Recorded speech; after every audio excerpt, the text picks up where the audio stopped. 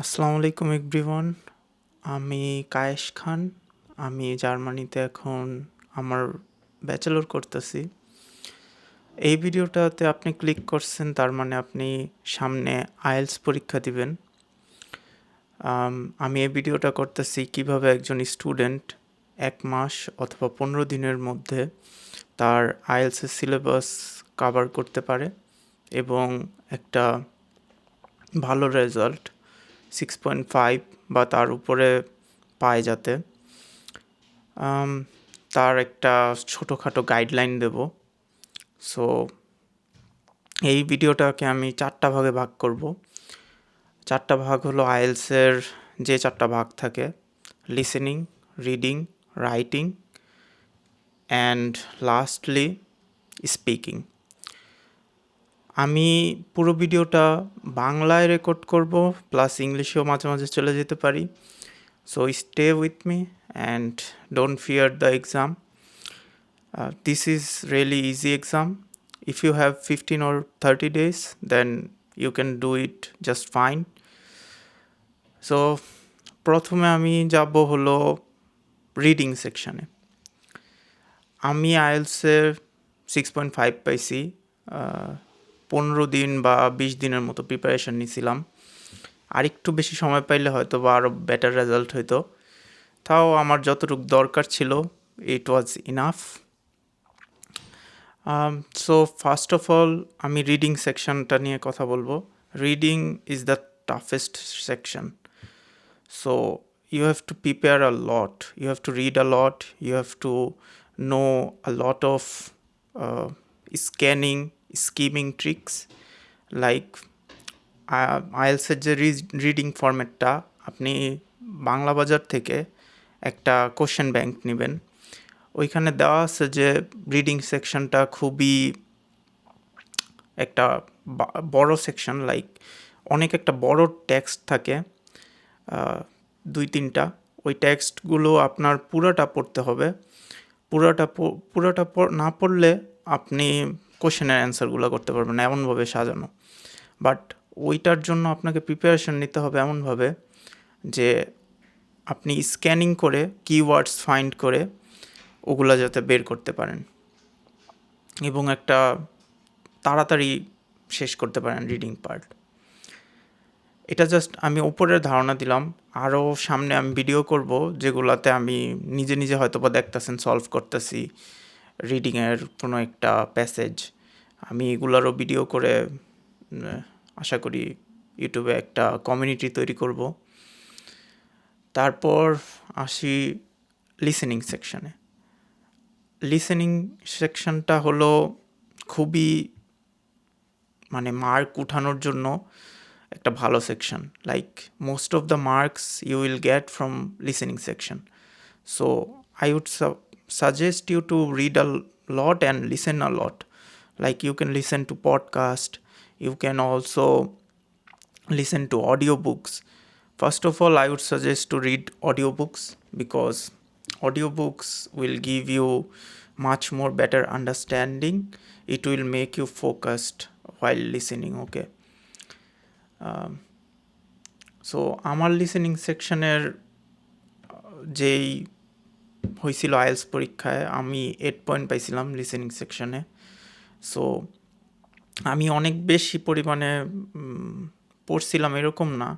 আমি ছোটোকাল থেকেই like English movie বা ইংলিশ কার্টুনই বেশি দেখছি। কার্টুনগুলো দেখার ইচ্ছা ছিল, দেখছি। ওইখান থেকে অনেক ওয়ার্ড ক্যাচ করতে পারছি। সো লিসেনিং সেকশনে আমার যে টাইমটা ছিল, ওই টাইমটা ইউটিলাইজ করার জন্য আপনাকে এটা সবসময় মাথায় রাখতে হবে যে you can not look back the answers that you have given. আপনাকে একবারই বলে যাবে, ওগুলো আপনার মনে থাকলে আপনি অ্যান্সার করতে পারবেন, এরকম। সো আপনি খুবই ধীরে ধীরে শুনবেন। প্রথম কষ্ট হবে যাদের একটু ইংলিশে উইক।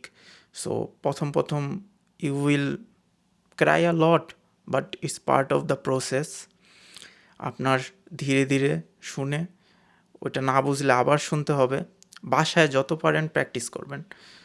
এবং যত পারেন কোশ্চেন ব্যাংকগুলো বা আইএলসের যে পুরাতন কোশ্চেনগুলো এরকম একটা পাওয়া যায়, ওগুলাকে ক্যামব্রিজ আইএলস বুক দিয়ে বাংলা বাজারে পাওয়া যায়, ওগুলো আপনার পড়তে হবে।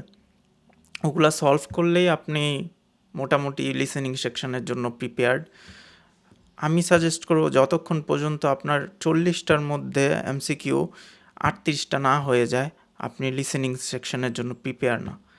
সো বাসায় যদি আপনার 35টা 38টা হইতাছে, তাহলে আপনি লিসেনিং সেকশনে okay, you are prepared, you can move on to the other sections. Other সেকশনের মধ্যে রাইটিং সেকশনটাও খুবই ইম্পর্ট্যান্ট। আমার রাইটিংয়ে বেশি মার্ক আসে নাই, কারণ I could not prepare for a long time. আমি রাইটিংয়ের জন্য অনেক টিপস ফলো করার চেষ্টা করছিলাম, like first of all summarise everything and give some vocabulary, good vocabulary, and include many words that will make examiner think. কিন্তু ওইটাও শেষে আমার লাভ হয় নাই, কারণ রাইটিংয়ে কি আপনার ক্রিয়েটিভিটি টপিক তো আলাদা হবে। আপনি 12 ফেল মুভিটা হয়তো বা দেখছেন, ওইখানে তাকে টেরোরিজম ট্যুরিজম নিয়ে লিখতে দিছে, কিন্তু সে লিখে আসছে টেরোরিজম নিয়ে। সো এরকম হওয়া যাবে না, আপনার বুঝতে হবে সব টপিক সম্পর্কে ধারণা রেখে সব টপিক সম্পর্কে আলাদা আলাদা ভোকাবুলারি প্রিপেয়ার করতে হবে। লাইক এই টপিকটা আসলে আমি হয়তো বা এই ভোকাবুলারিগুলো ইউজ করতে পারবো। যখন আপনি ভোকাবুলারি এবং এগুলা ইনক্রিজ হবে, তখন যে কোনো টপিক আসুক, সো তখন আপনার অনেক ইজি হবে ক্যাচ করা জিনিসগুলো। তখন আপনার আর ভাবতে হবে না যে আমি নতুন এখানে কি লিখতে পারবো। এটা হলো রাইটিং সেকশনের জন্য।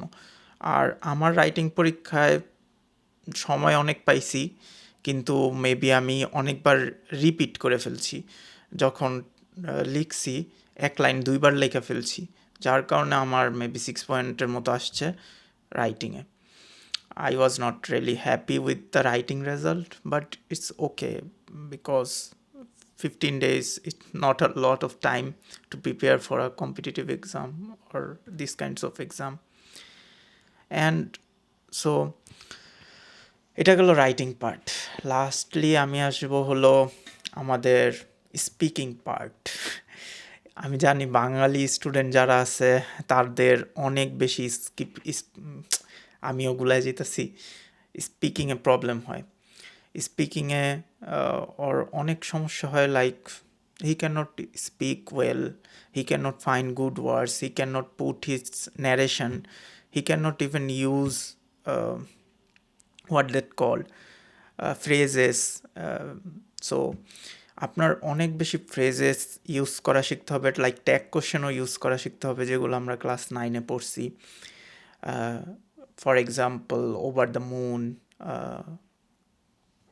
let's warp it up, like these kinds of phrase you have to use while speaking to the examiner, so that he can learn more about you, more like your speaking skills. এগুলো যদি আপনি স্পিকিংয়ে করতে পারেন, এবং একটা section আছে যে সেকশনে আপনার লিখতে হবে, লাইক কিছু সময় দেবে এক্সামিনার আপনাকে টপিকের উপরে থটসগুলো লেখার জন্য। ওই সময় অনেকে কি করে, পুরোপুরি অ্যাসে লেখা শুরু করে দেয়। ওইটা আপনার করা যাবে না।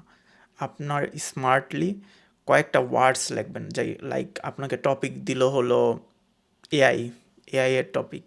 সো আপনি এআই এর কয়েকটা ইন্টারেস্টিং ওয়ার্ডস লিখলেন, লাইক ইনোভেটিভ, কুল। এআই এর আর কি আছে, আর্টিফিশিয়াল ইন্টেলিজেন্স, এরকম বিভিন্ন লিখবেন। পজ।